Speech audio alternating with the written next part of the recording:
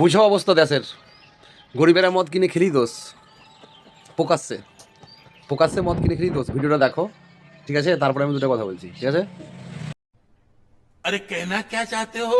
এই মুহূর্তে বড় খবর, 26শে জানুয়ারি প্রজাতন্ত্র দিবস। চারদিকে দেশপ্রেমের আবহ, তেরঙ্গা হাতে মানুষ পরিবার ও বন্ধুদের সঙ্গে নিয়ে পিকনিকের আনন্দ।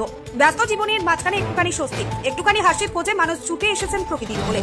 কিন্তু আলিপুরদুয়ারের কালচিনি বিধানসভার অন্তর্গত বক্সা টাইগার রিজার্ভের পরও ইকো পিকনিক স্পটের সেই আনন্দের ছবির সঙ্গে একেবারে বিপরীত চিত্র ধরা পড়ল। প্রকাশ্যে দিবালোকে মদ্যপান এবং প্রকাশ্যে মদের বিক্রি যেন জল বা ঠান্ডা পানীয় বিক্রির মতোই স্বাভাবিক বিষয়। সারি সারি করে সাজানো মদের বোতল, গ্লাসে ঢেলে মদ খাওয়া, সবকিছু।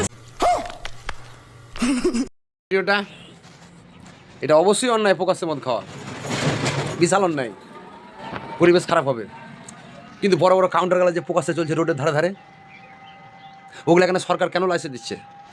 ওগুলো তো বন্ধ করতে পারে। বড় বড় কারখানা গেলা যে চলছে, যেখানে মদ তৈরি হচ্ছে, ওগুলো বন্ধ করে দিতে আমাদের দেশ আরও সুন্দর হয়ে যাবে, পরিবেশ ভালো হয়ে যাবে। ওটা কিন্তু সরকার করবে না, গরিবে একটু আনন্দ ফুর্তি করবে, ওইটাকে ধরবে।